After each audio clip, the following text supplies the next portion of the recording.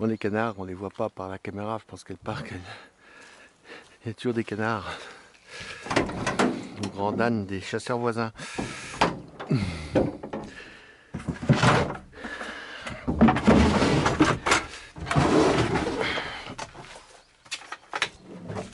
Voilà, là je suis attendu, mais 11 veaux, puisque le 12e ne veut toujours pas venir manger.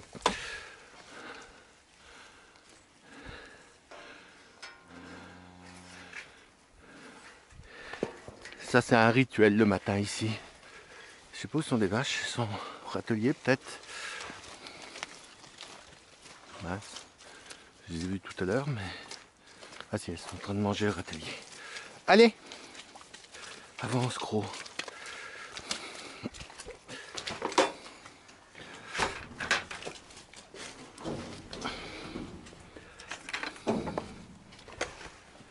Donc sur des cabanes que j'ai achetées en 2003, la précédente sécheresse, pour pouvoir donner à manger aux veaux. Et avec dans l'idée de m'en servir l'hiver. Donc là j'en ai 3 maintenant, j'en ai toujours eu 3 d'ailleurs, enfin j'en ai acheté 3. Plutôt une très très bonne fabrication, parce que vous voyez qu'après 15 ans elles sont pas abîmées.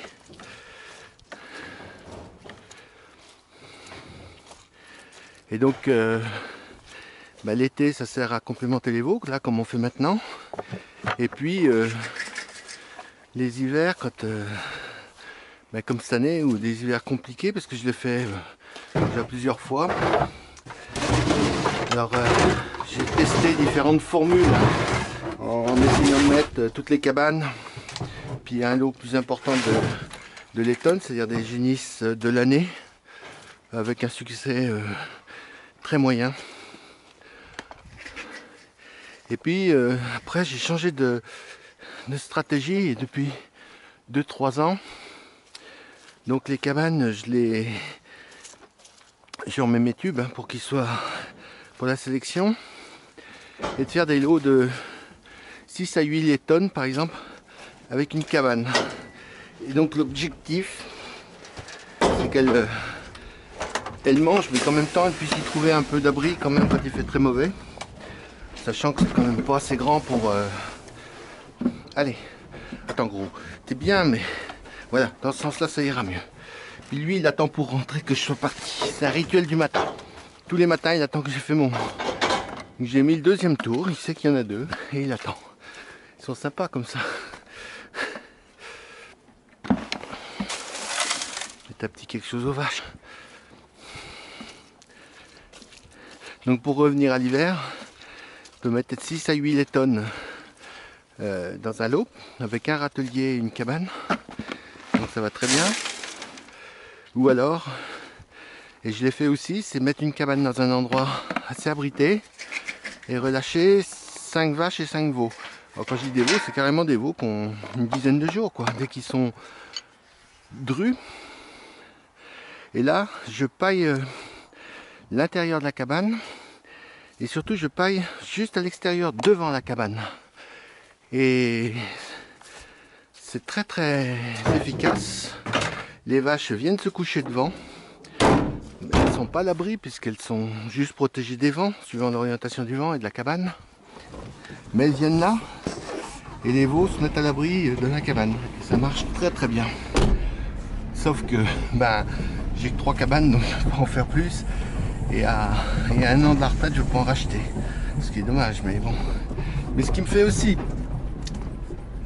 penser, et qui me ferait vraiment réfléchir, enfin j'ai déjà réfléchi, disons que si j'avais 20 ans aujourd'hui, je reprendrais tous mes bâtiments, parce que les bâtiments c'est quand même pour une carrière, hein, on a le temps largement de... Et au lieu de faire ces immenses bâtiments comme on les voit plutôt, qui correspondent à rien du tout, et qui sont en fait des concentrations d'animaux un peu aberrantes, et ben moi je ferais des petits bâtiments disséminés avec un point d'eau à proximité pour qu'elles puissent aller boire et qu'elles puissent dormir et manger à l'abri, tout en étant complètement comment dire, sans contrainte, d'entrer et de sortir dehors, c'est-à-dire barrière ouverte, avec une contention solide pour pouvoir intervenir quand un animal est malade, par exemple, ou quand il faut faire des traitements, parce que ça n'empêche pas. Et je peux vous dire, pour l'avoir fait avec les civeaux des cabanes comme je parlais là, c'est qu'après, comme on n'a plus de densité d'animaux importante, on est quand même beaucoup moins sensible aux problèmes, aux maladies. Ça, ce sont des lettonnes. Elles auront leur cabane dès que j'aurai pu libérer une cabane, en libérer une. Et donc pour finir mon propos, de dire que côté maladie, on n'a plus de pression. Côté paille, on économise.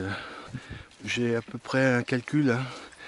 Il faut un tiers de paille par rapport à une stabulation normale, quoi. Voire moins. Entre un quart et un tiers de paille. C'est-à-dire que c'est une économie absolument considérable. Et puis, il faut moins de foin, moins de nourriture. Il faut nourrir hein, parce qu'elles sont dehors. Mais le test que j'ai fait moi, en ouvrant malheureusement qu'une toute petite partie de mes stabules, par des passages, elles sont là ce matin, ouais. Les canards, ça leur fait peur. Et donc, ça permettrait comme ça d'avoir un élevage beaucoup moins, moins concentré, donc avec moins de soucis sanitaires, beaucoup moins exigeant pour la période hivernale en termes de litière, et puis un peu moins exigeant quand même en termes de nourriture, parce que le peu d'herbe d'hiver, elle le pâturerait, et elle le pâture. Et ça a surtout un énorme avantage, c'est qu'au printemps, il n'y a plus de stress de lâcher. Elles sont tout le temps dans la nature en quelque sorte.